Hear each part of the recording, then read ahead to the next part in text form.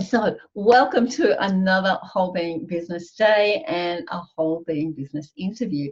Today, I have Olivia with me, and I met her through this fabulous challenge that she ran called a dance off, and it's got me just moving in such a new and different way. And we were talking about it just before we started this recording, about the ripple effect that has had in my life, and how now, and just recently I was doing some work in the kitchen and put on YouTube and had a jive as I was doing it, and turned it into such a fun thing to do. Plus, it just got the blood pumping and everything else going. So I guess what's come to mind there is to just remember that as entrepreneurs, when you're putting out those things out into the world, free content, don't underestimate the ripple effect it can have, because this was weeks ago, Olivia, was it?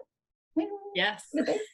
And I'm still doing it because Olivia did that and I was involved in it. So it's just a really nice thing to know that, don't underestimate the effect that you're having. And in social media, we can all get a bit overwhelmed and wonder sometimes if anyone's seeing us or hearing us at all.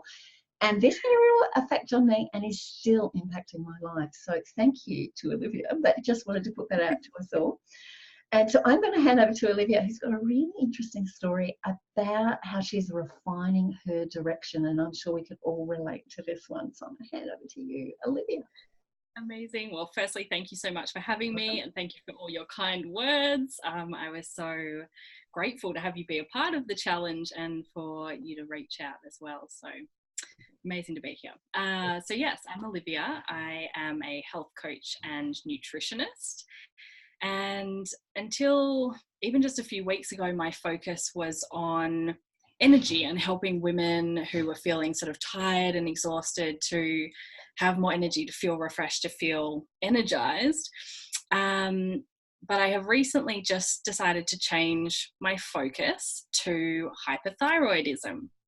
And I guess the main reason that I've chosen to do so is because I myself have been living with hyperthyroidism for almost 10 years now.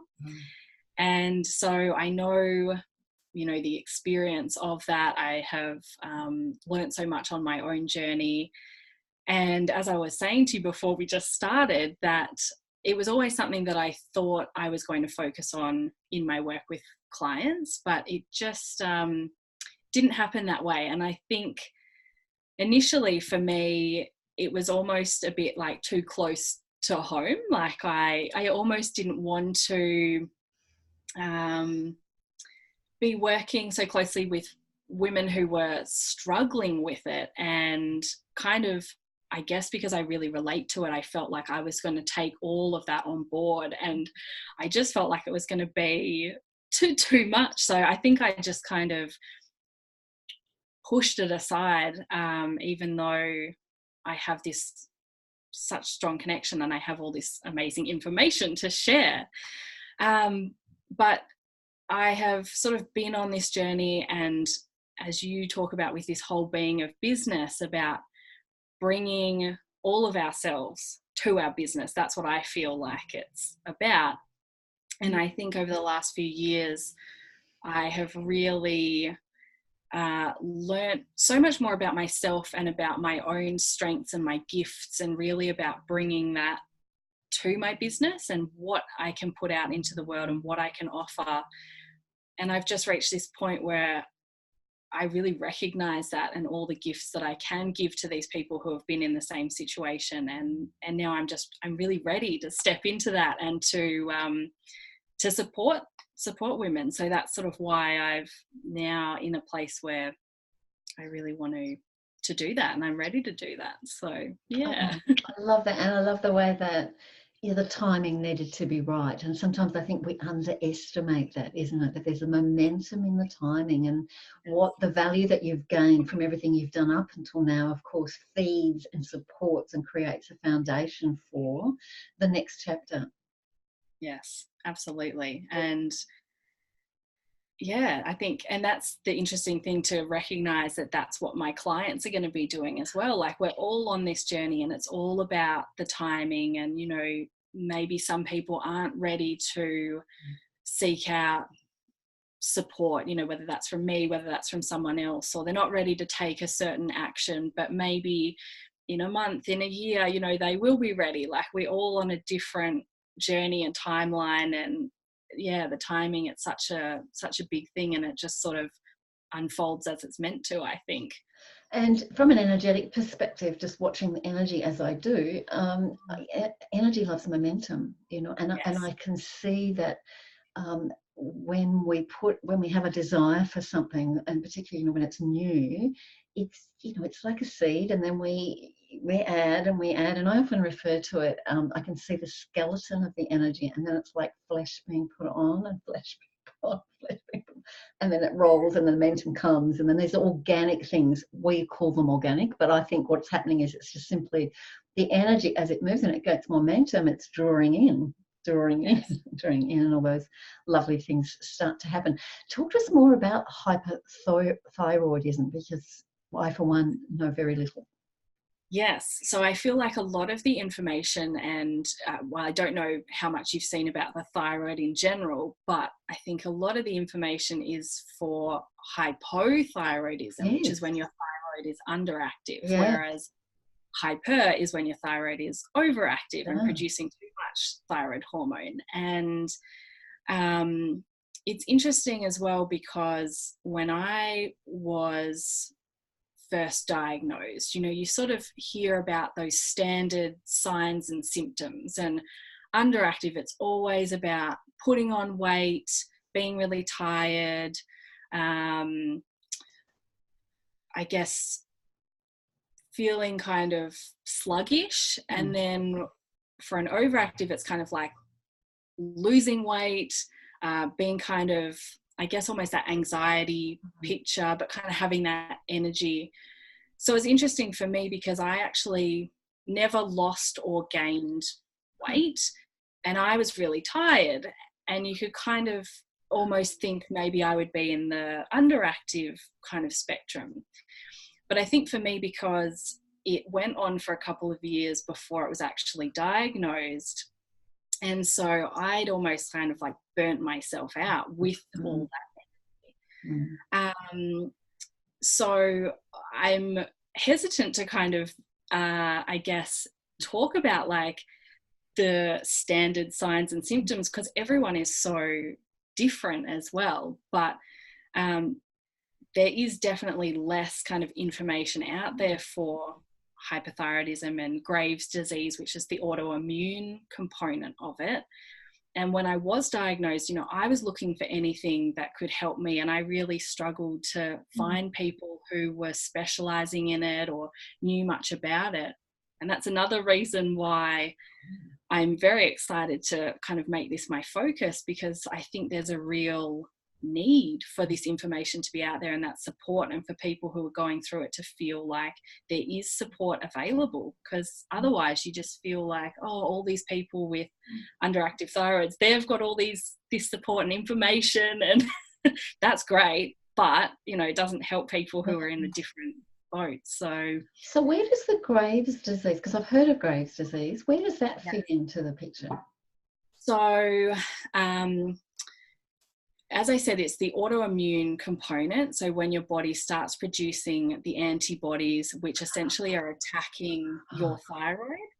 So it's kind of the, I guess, like the next level of, it's not just your thyroid hormones are out of balance, but it's actually, the immune response kind of kicking in as well. Yes.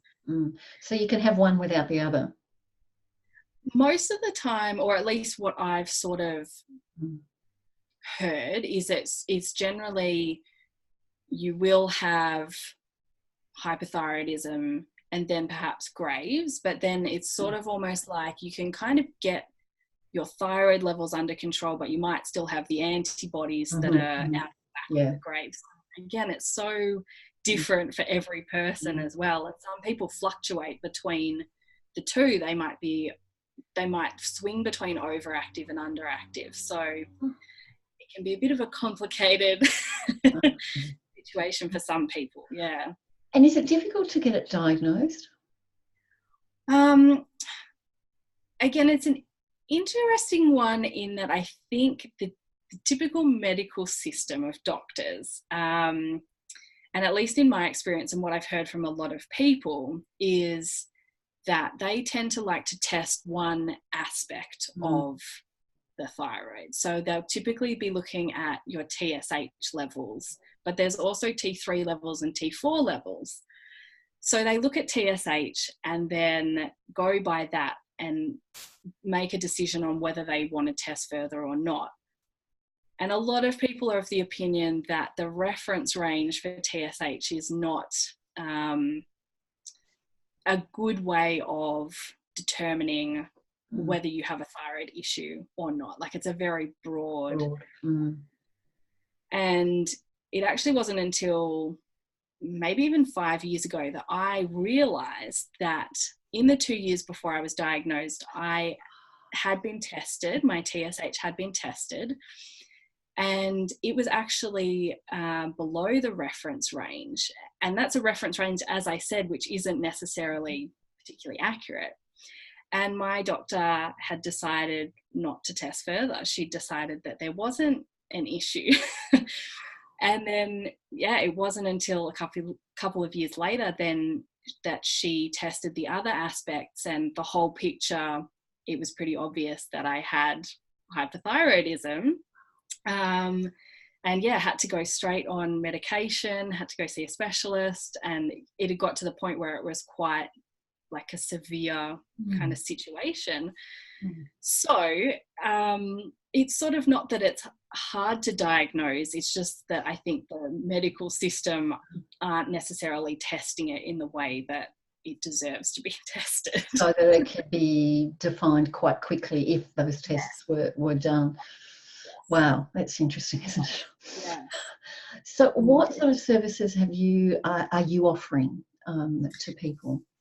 So I studied nutrition. Like, this is that was my catalyst for studying nutrition, because I thought there has to be more to this. Like, when I first saw my specialist, it was take the medication, don't do any exercise because it's too dangerous to exercise.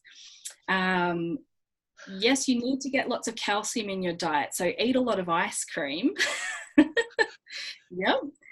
And I just thought, that can't be. There has to be more to this. And I've always been interested in health and food, and it got me, looking into research and people who'd had that experience and all of that. And I eventually saw a naturopath, and she was amazing and helped me with diet and also supplements and all that. And that's what made me think I want to be able to do that for other people. So I studied nutrition.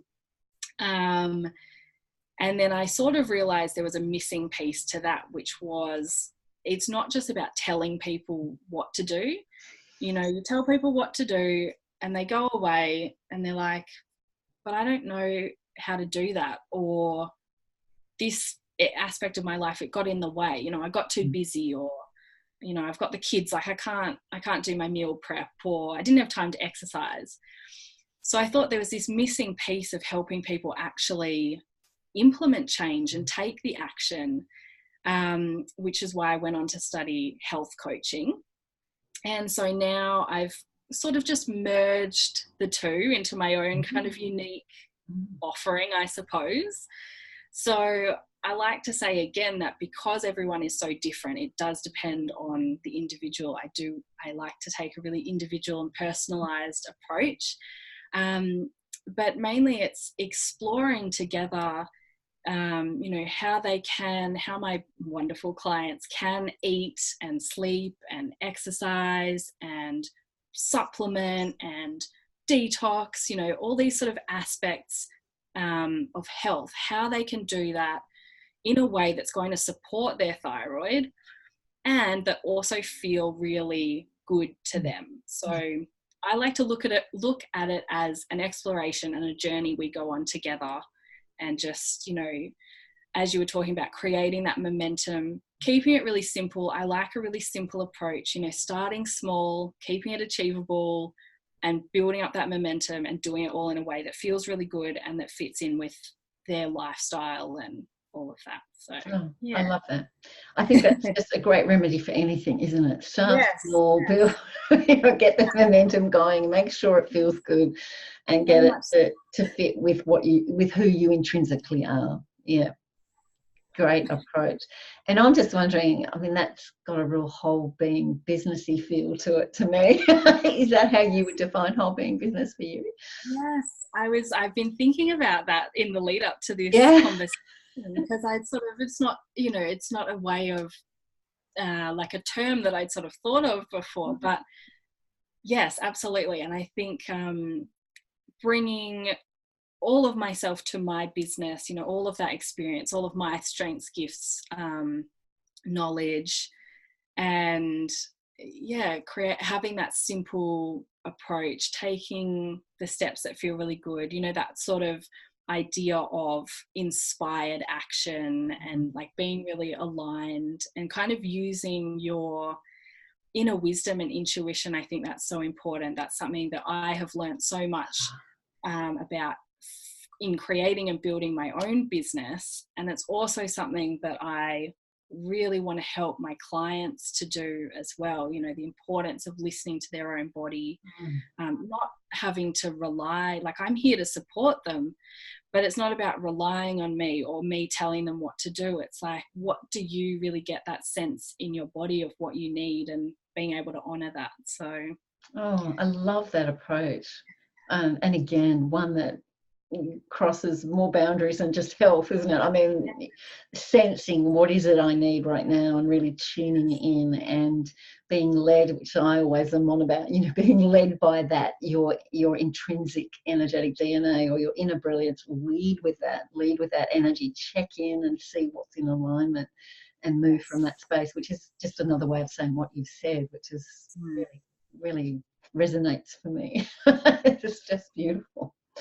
Thank you so much for sharing your journey with us, and just more information too about the hyperthyroidism. I certainly have heard of the hypo, so hyper is really interesting. I'm just about to end here, but now I've got another question. Any idea what the percentage of the population is that would suffer from that? Not off the top of my head, but it's definitely more than you would expect. I feel like, it's, again, like with seeing how much is put out there about underactive thyroid, it's funny because there are so many people with the other side of it who don't necessarily get that same recognition. But it's definitely, and I think with this almost, I don't want to say health crisis, but obviously there's a lot of people who are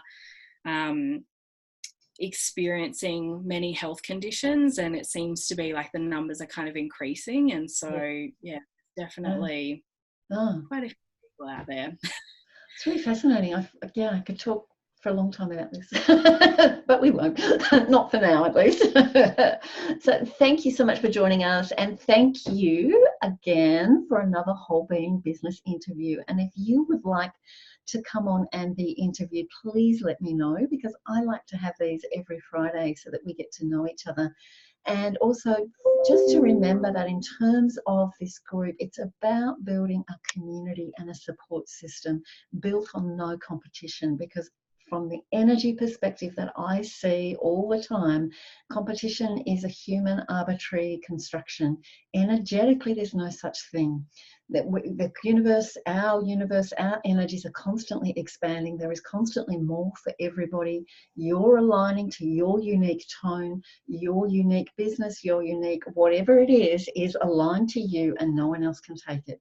So with that understanding, and with us moving into that whole being feeling and knowing around our lives and our businesses, let's come and support each other fully and completely, knowing that we're all playing our unique part to create that whole. So bye for now, and see you next week.